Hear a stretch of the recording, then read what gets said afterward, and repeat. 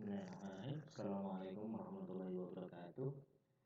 Selamat pagi anak-anakku semua, anak-anakku yang kubanggakan di kelas 8.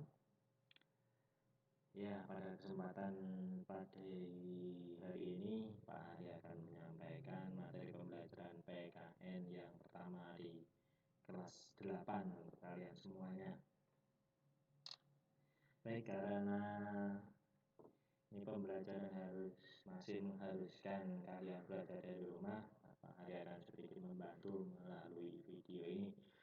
Namun sebelumnya, sebelum memulai pembelajaran kita, mari kita sama-sama berdoa kepada Allah Subhanahu wa Ta'ala agar kita diberikan kemudahan dalam menimba ilmu dan juga agar keadaan wabah penyakit segera berlalu dari dunia bumi ini.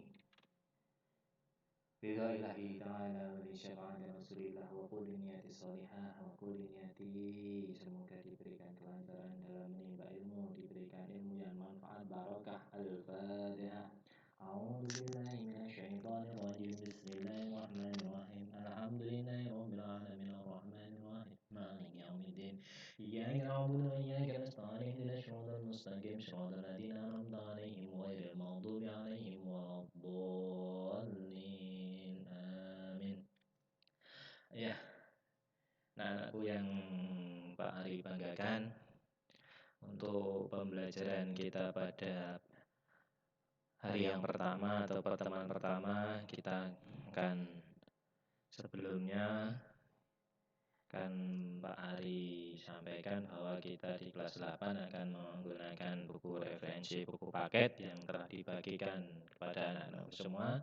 Buat yang sementara belum kebagian, terutama kelas G, Pak Ari sudah mengupload buku bentuk e-booknya di Classroom. Silakan bisa kalian download untuk kalian baca sebelum kalian mendapatkannya. Insya Allah pada minggu-minggu yang akan datang sudah dipesankan, tinggal nunggu dikirim dari penerbit. Sementara bagi kalian bisa menggunakan e-book. Dan untuk tambahan kita menggunakan buku paket LKS. Silakan, ini harga dan kapan pembeliannya nanti dihubungi oleh wali kelas masing-masing. Baik, tanpa berlama-lama mari kita mulai pembelajaran kita PKN pada siang hari ini. Baik, materi Pendidikan Pancasila Kewarganegaraan kelas 8 semester 1. Kita akan membahas 3 bab. Bab yang pertama adalah memahami kedudukan dan fungsi Pancasila. Yang kedua, menumbuhkan kesadaran terhadap Undang-Undang Dasar Negara Republik Indonesia. Yang ketiga, memaknai peraturan perundang-undangan. Baik, pada kesempatan pertama kita hari ini akan membahas arti kedudukan dan fungsi Pancasila, yaitu di subbab memahami kedudukan dan fungsi Pancasila.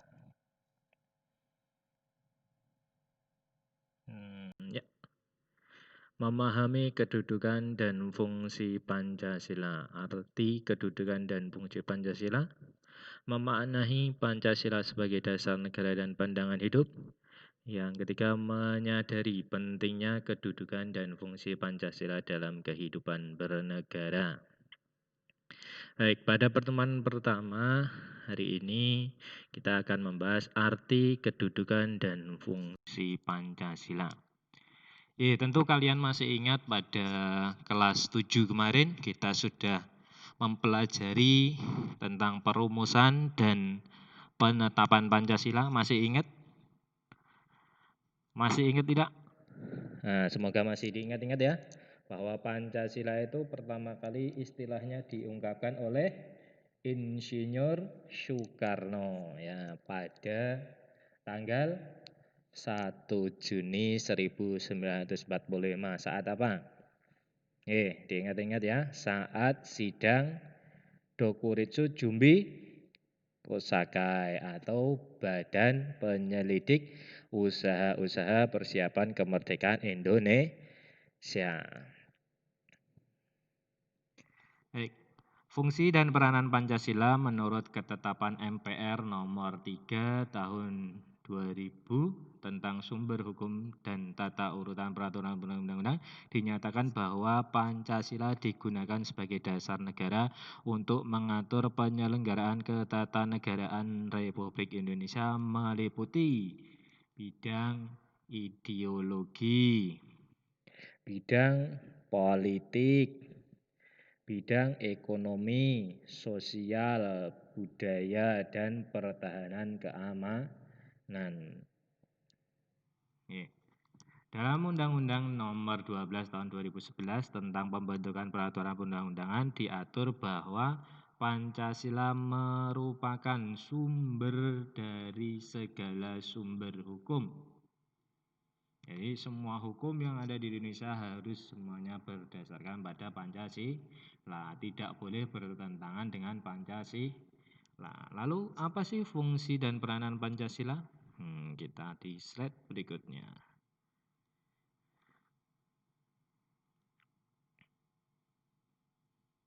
Mana? Kok agak lama? Nah, ini dia.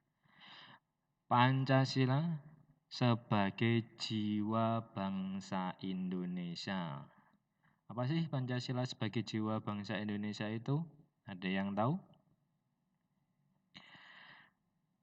Pancasila sebagai jiwa bangsa Indonesia.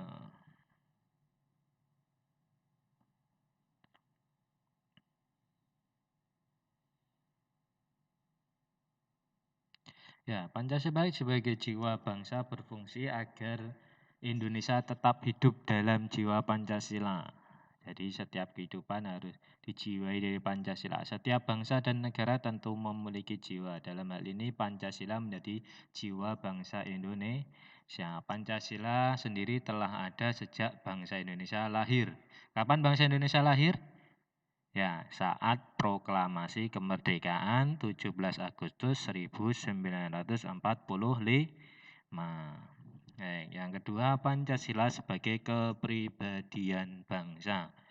Pancasila sebagai pribadi bangsa Indonesia memiliki fungsi yaitu sebagai hal yang memberikan corak khas bangsa Indonesia dan menjadi pembeda dengan bangsa yang lain. Jadi menjadi ciri khas kepribadian orang-orang Indonesia atau bangsa Indonesia adalah memiliki kepribadian Pancasila yang itu tidak dimiliki oleh bangsa lain. Yang ketiga, Pancasila sebagai sumber dari segala sumber hukum. Jadi kalau istilahnya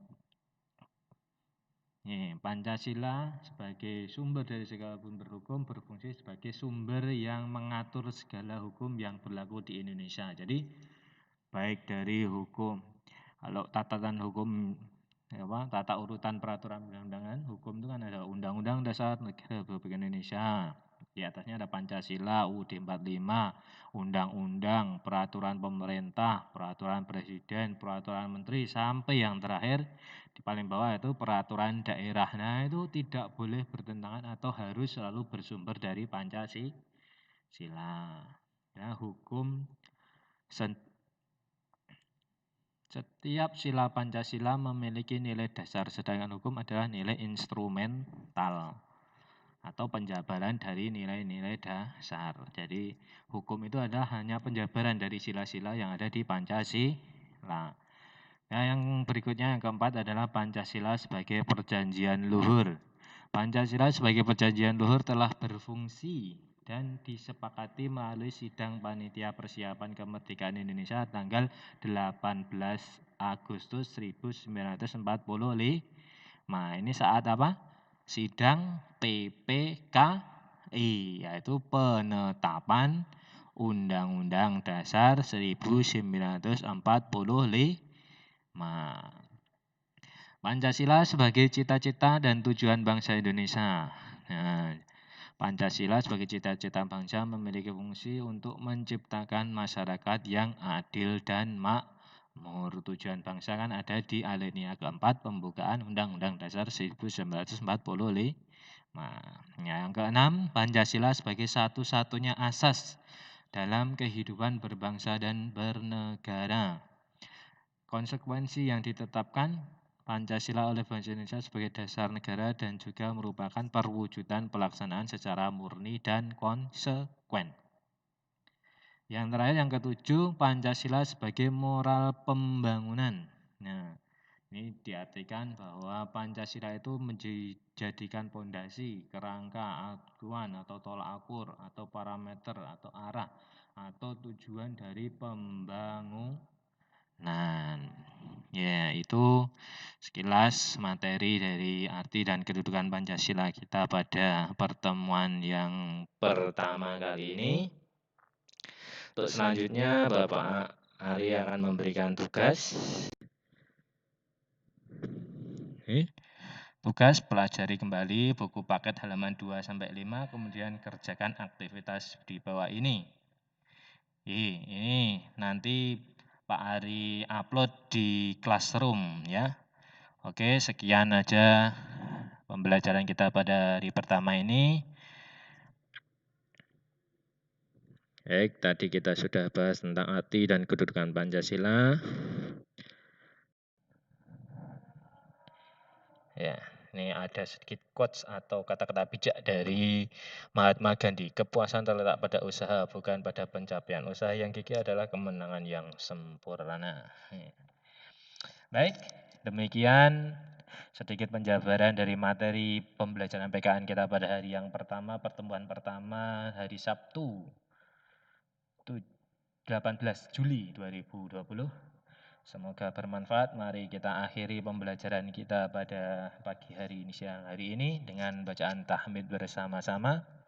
Alhamdulillahirrabbilalamin. Semoga kita lekas bisa melakukan pembelajaran tatap muka di sekolah. Akhirul kalam, wallahul muwaffiq ila aqwamit thoriq. Assalamualaikum warahmatullahi wabarakatuh.